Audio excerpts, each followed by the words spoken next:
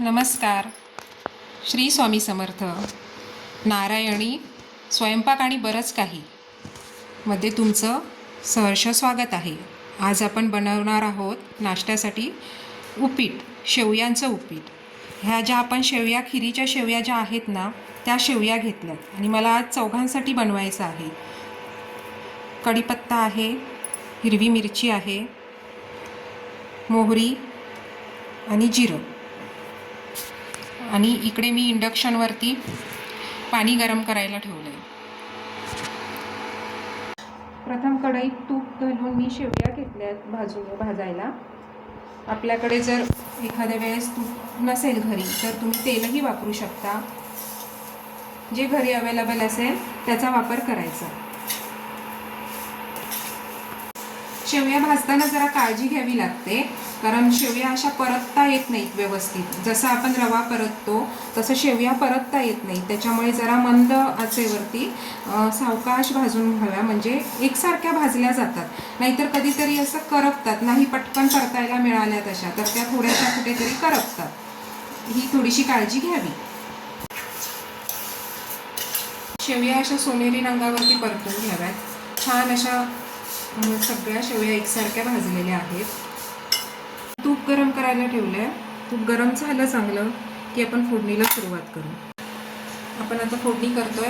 पहिलं मोहरी टाकून घ्यावी. मोहरी छान तडतडली, जिरं,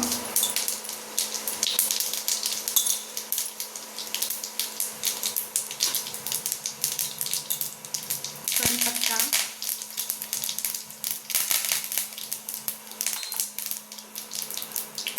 मिरची टाकायची.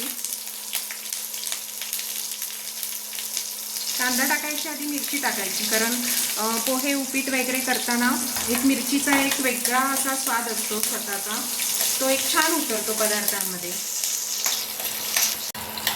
आता उभा पातळ चिरलेला कांदा घालून परतून घ्यायचा.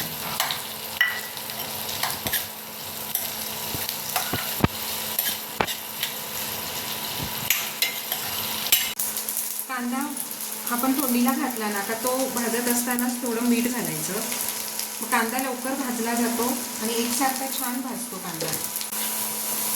आता आपण भाजलेल्या शेवया त्यात घालून घेऊ.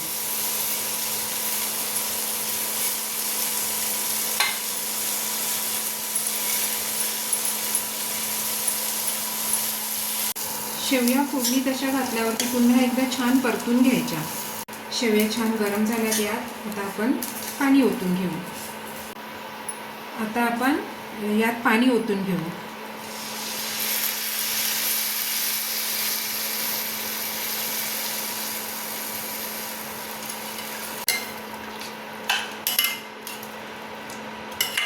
पाणी ओतून छान छान ढवळून घ्यायचं.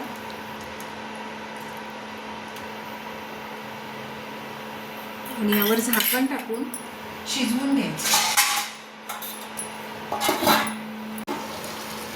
5 मिनिटानंतर मी उघडून बघितलंय. मी मंद आचेवरती कुठलीही गोष्ट करते, त्यामुळे जरा वेळ जातो, पण छान होते.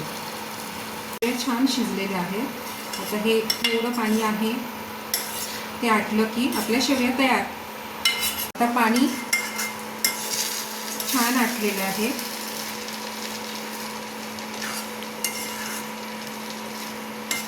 शेवटी आपण कोथिंबीर घालायची चिरून. आपलं उपीट तयार आहे. आता आपण हे डिशमध्ये नाश्त्याच्या काढून घेऊ. आपलं उपीट तयार आहे खायला.